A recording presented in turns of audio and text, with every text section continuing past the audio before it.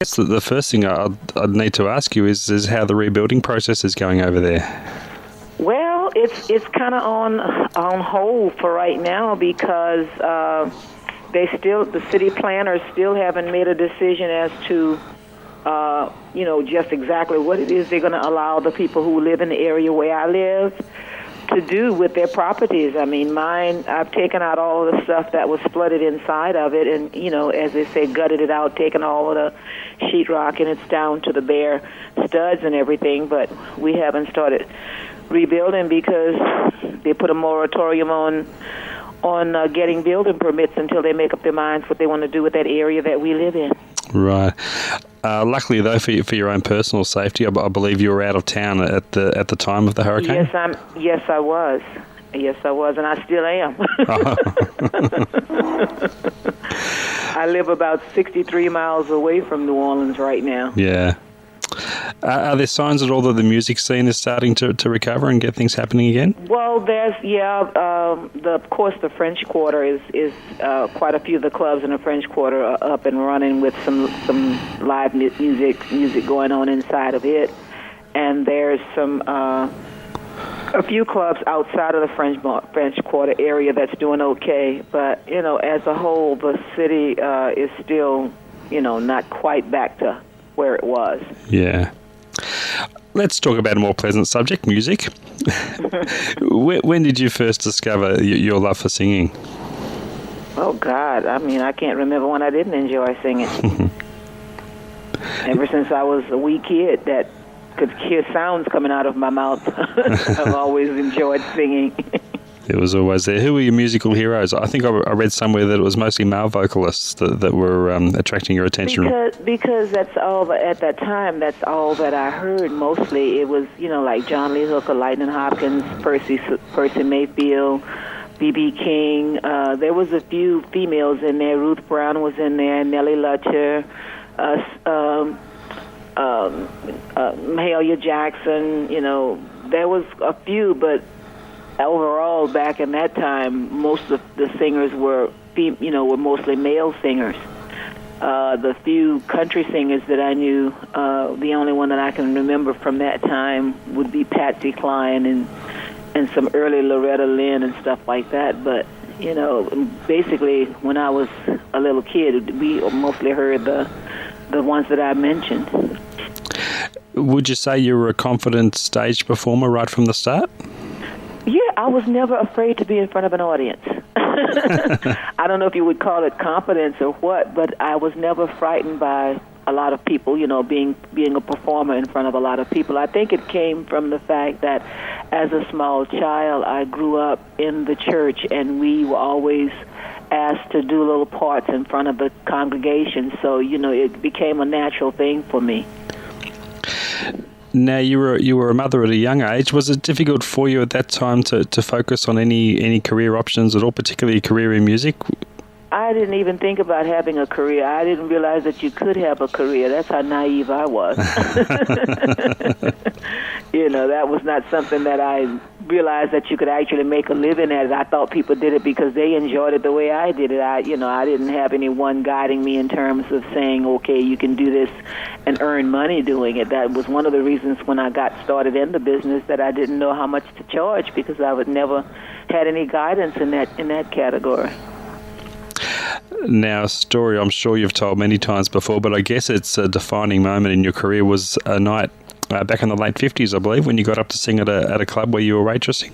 Mm-hmm. Yeah. Yes. Can you give us fired. I got fired for singing on the job, mainly because I had done it several times prior to that night, and I was warned that if I continued to do it, that I was going to lose my job. People had started asking for the singing waitress as opposed to just me being a waitress, and so I think my boss at that time, who happened to have been white, did not like the fact that they were asking for his singing waitress, and he wasn't paying me to sing. He was paying me to wait tables. Turn that CD down some more.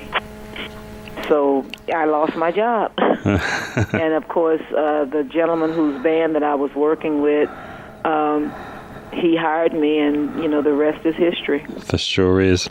You had a lot of success, particularly in those early days with the songs of Alan Toussaint. How do you rate him as a songwriter, and what was it about his songs that really struck a chord in you? Well, because he wrote them for the individual who performed them. After I had gone to Ron Records, which was the original record company that I was with, I switched over to the record company that Alan Toussaint was with because, I was somewhat dissatisfied with the situation at Ron Records. So when I got over to the record company where Alan was, he would write songs specifically for the individual artist. So it was quite easy to like and do his material because he wrote it, tailored it for you in your particular voice. Was it frustrating for you at times seeing songs that you had recorded being re-recorded with more commercial success by other performers such as Otis Redding and the Rolling Stones? I wasn't so upset with Otis because he said he liked the song and that he was going to do it over, and when he did it, he didn't do it exactly like I did it. He reworded it and reworked it and called it Pain in My Heart. And of course, he wound up kind of going to court with it because he didn't even give the writers credit for it. So there was a brief moment in court where he had to actually give writers credit to Alan Toussaint, who wrote it under the name of Naomi Neville. But the public who just forgot the fact that I had recorded it first, and whenever I would sing the song, they would say that I was doing the Rolling Stones song, so I just got to the point I wouldn't do it anymore. I wasn't so much angry with the Rolling Stones because they were only doing what any other artist would do. They were trying to get a foothold into the business, and that was a song that they enjoyed doing. I would assume they did because they did it. And I had met them in England in 1966 when I was over there doing a tour, and it was a little bit after that is when they recorded the song. Is the song? I had recorded mine in 1964, so I felt that the general public had not done their homework because if they had, they would realize I was singing my own song, not somebody else's. Absolutely. Is the song part of your live repertoire now? Oh yes, it's back because of Bonnie Raitt. It's back. Yeah, it's back. Talking about your time at the Imperial Records, I read you quoted somewhere as saying that you felt that time could have been a major takeoff point for your career, but the label misunderstood you as an artist. Is that right? That, and I didn't have any guidance. I really didn't have any guidance in terms of what I should and shouldn't do in terms with, working with the record label. They assumed that I knew a lot about the industry, which I didn't. I didn't have a manager who was guiding me in the right directions. I didn't have, my producer was just my producer. He didn't give me any guidance either in terms of what I should do. And so there was a very big misunderstanding as to, what was going on with me as an artist and the record company. So those questions have never been answered, and I just had to make an assumption on what went wrong. So, yes, I do feel that if I had had the proper guidance, I would have been a much more major artist back then. Was anything done at the time to rectify that situation? No. No, it was like, okay, this is it, that's it, and then, no looking back. So. What a shame. You went to Chess Records, but that was only a short stay there. What happened during your time at Chess? Well, I never got to meet him personally, but the people who were in charge at the time of my part of the recording session with them, after I had recorded the records and we had gone in the studio and they were releasing them, they had a connection with an agency that they wanted me to sign up with, and they wanted 25% of my proceeds, and I said no. So that's what happened with that. I mean, 25% back in those days, that's a lot of money. Absolutely, yeah. So even today, that's a lot of money. So, I didn't sign up with them, and so consequently, whatever they were doing, they stopped doing it. So I was all right with that, too. Now, you eventually found yourself at Rounder Records. Do you look on that now as perhaps a rebirth of your career? Yeah, to some degree, sure, because they came to me. I didn't go to them. I didn't even know Rounder Records existed until Scott Billington came to New Orleans and approached me about signing up with them. I had no clue. And I've been with them now, this is 2006? This is 20 years. A 20-year association. That's rare these days. Yeah. Yeah. Obviously, it's a mutually satisfying arrangement. Well, I look at it this way. Scott Billington, as my producer, he and I, we've co-produced many times. We get along well. We understand each other's personalities, and he's been very upfront and honest with me across the board. And no other companies up until now has shown any great interest in me as an artist. So what works, if it ain't broke, don't fix it. You got to record a gospel album in the 90s. Was that something you really wanted to do for a long time? I would love to do another one. I'd like to do another gospel album, and I'd like to do a Christmas album. I've never recorded a Christmas album. So those are two things that I really would look forward to trying to do. I may have to wind up doing it on my own, but I do want to do it. Another project you were involved with was with Marsha and Tracy Nelson. I've spoken to both of those ladies, and they both have fond memories of that project. The singer. Was that one of your more enjoyable experiences in recent times? We had so much fun doing that recording session. It was unbelievable. It's hard to describe to someone who was not there to see how much fun we were having, and it was just such an enjoyable venture for all three of us. To be fans of each other's and get an opportunity to sing together and make music together. It was just so much fun. And the irony of it all, when we went on the tour, and we would stop, and reporters would want to come and do interviews, and they would want to know what was the dirt to be dished among us, and we didn't have any dirt to dish among us, and they lost interest in interviewing us. It was so funny. But what they had to understand was that we were mature people who had been in the business a long time. We respected each other's talents, and there was no reason for us not to get along. Yeah. I mean, of course, I was the senior person among them, and I was like the mother hen. But, it was just no reason for us not to get along, and we got along beautifully. In fact, we were looking forward to doing that again. Are there any plans to do something along those lines again? We don't have anything that's on the table on anything right now, but I mean, there's always that possibility. Yeah. As long as the three of us are still alive and kicking and performing, there's always that possibility.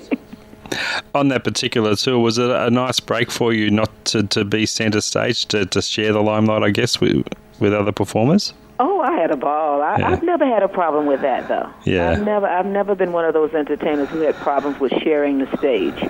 That has never been one of my problems. I've always felt that someone had to share that stage to give me a break. Yeah. So why not? Why not pass it on? That's what blessings are for. You're supposed to share them and pass them on. So that's always been my attitude. So I've never had a problem with that. That was just part of my nature. When you're choosing material to record, is there a particular criteria you look for in a song? Is there something particular about a song that... I always try to choose a song that has a good story, that makes sense.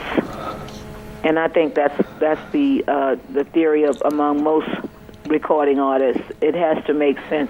Even the silly songs make sense to somebody. Yeah. But with me, I'm not so prone to do a silly song as opposed to doing a song that makes sense, even though it may be a little silly. Would you say it's a rather intense process you go through when choosing material for a new CD? Not so much intense as vigorous, and it's a long process, because oftentimes when you haven't had a record to do major chart interest, it's difficult for writers who have had hits with other artists to approach you about doing something, because you haven't had a track record of having major records to hit the major charts. So that's what makes the job a little bit more difficult. But other than that, I've been pretty lucky with some of the material that I have gotten. That has been pretty decent material, but nothing that has come from someone who has had major hits, other than Van Penn and a couple of others that I've done some of their songs on some of my rounded things. What's the lineup of your touring band these days? Well, up until Katrina, it was kind of slow.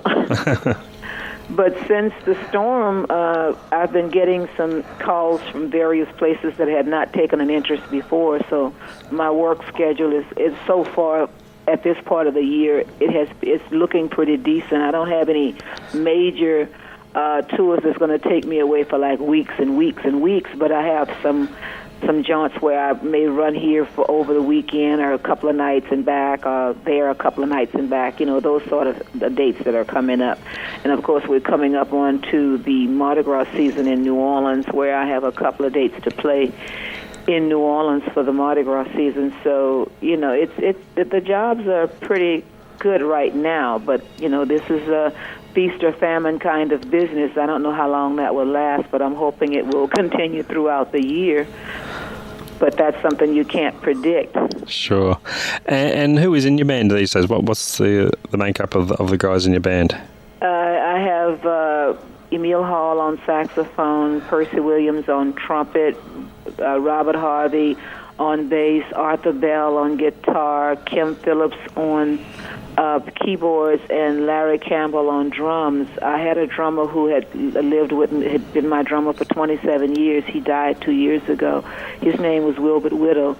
And I also have a young man who plays keyboard with me when he's not busy working with somebody else, called Chuck Chaplin. So that's the makeup of my band. I don't think I forgot anybody. It's been a reasonably stable lineup, hasn't it? Yes, I've had pretty much the same group of guys over the years. Most of them been with me at least 10 or 15 years now. The newest guy in the band now would be Chuck Chaplin, and the drummer Larry Campbell. Larry's been with me now, believe it or not, going on 6 years. Wow. He started out when my other drummer was diagnosed with cancer, and my other drummer actually taught him how to back me up on my, with my shows. Taught him the little things and little XX and stuff like that he had taught. The little accents that he put in, the special things that he did on stage with my shows. He actually taught Larry those things, and sometimes when I'm performing, if I don't look back and double check, I swear that my old drummer was sitting back there on the drums. Yeah. So he taught him well, and Larry felt very honored to be there because he admired the way my other drummer played. So it was a mutual thing there. So Larry has been with us now about 6 years. Fantastic. But the other two that I called, the other guy, Chuck Chaplin, he's back and forth. He plays excellent piano, and oftentimes when we're not working, he'll pick up a job with someone else for a brief moment of time. So I don't have a problem with that because it's all about doing your job and getting the job done. And if he can pick up some work when we're not working, I don't have a problem with that. Now, away from music, I think I read somewhere that you'd been studying for a business degree. Is that right? I got my business degree. You got it? Yes, I did. I graduated, and let's see, I'm going to be 65. I graduated when I was 61 years old. 4 years ago. Congratulations. In what ways does that help? Actually, it was 5 years ago. I graduated when I turned 60 because I had been in school. It took me 15 years to get that darn thing, stopping and starting and stopping and starting. But I did get it. I got it in business studies.